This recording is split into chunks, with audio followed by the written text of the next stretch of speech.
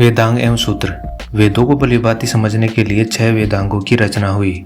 यह है शिक्षा, शुद्ध उच्चारण शास्त्र, कल्प, कर्मकांडीय विधि, निरुक्त शब्दों की व्युत्पत्ति का शास्त्र, व्याकरण, छंद व ज्योतिष।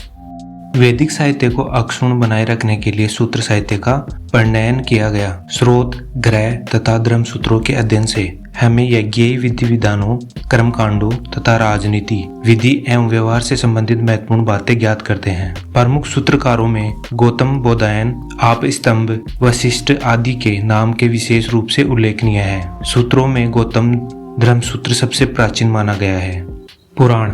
भारतीय ऐतिहासिक कथाओं का सबसे अच्छा क्रमबद्ध विवरण पुराणों में मिलता है। इसके रचयिता लोमहर्ष तथा इनके पुत्र उग्रश्रवा माने जाते हैं। इनकी संख्या 18 है, जिनमें से केवल 5 मत्स्य, वायु, विष्णु, ब्राह्मण एवं भागवत में ही राजाओं की वंशावली पाई जाती है। पुराण में मत्स्य पुराण सबसे प्राचीन एवं प्रमाणिक है। अधिकतर पुराण सरल संस्कृत श्लोक में लिखे गए हैं। स्त्रियां तथा शूद्र जिन्हें वेद पढ़ने की अनुमति नहीं थी, वे भी पुराण सुन सकते थे। पुराणों का पाठ पुजारी मंदिरों में किया करते थे। सामाजिक एवं सांस्कृतिक दृष्टि से अग्नि पुराण का काफी महत्व है, जिसमें राजतंत्र के साथ साथ कृषि संबंधित विवरण भी दिया गया है। उपनिषदों की रचना पुराणों से पहले हुई थी।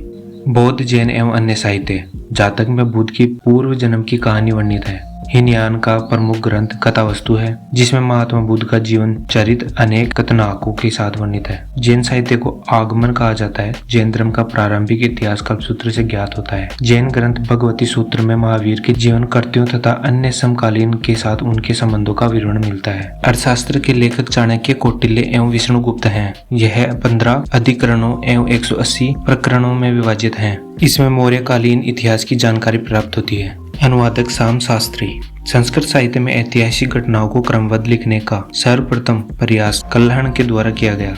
कल्हण द्वारा रचित पुस्तक राजतरंगिणी है। इस ग्रंथ में 8 सर्ग हैं, जिन्हें तरंगों की संज्ञा दी गई है। इसमें प्रारंभ से लेकर 12वीं सदी तक के कश्मीर के शासकों का वर्णन है। अरबों की सिंध विजय का वृतांत चचनामा में सुरक्षित है। लेखक अली अहमद। अष्टाध्यायी संस्कृत भाषा व्याकरण की प्रथम पुस्तक के लेखक पाणिनि है। इससे मौर्य काल के पहले का इतिहास तथा मौर्य युगीन राजनीतिक अवस्था की जानकारी प्राप्त होती है। अष्टाध्यायी में पहली बार लिपि शब्द का प्रयोग हुआ है। कात्यायन की गार्गिक संहिता एक ज्योतिषी ग्रंथ है, फिर भी इसमें भारत पर होने वाले यमन आक्रमण का उल्लेख मिलता है। पतंजलि। पुष्यमित्र शुंग के पुरोहित थे। इनके महाभाष्य से शुंगों के इतिहास का पता चलता है।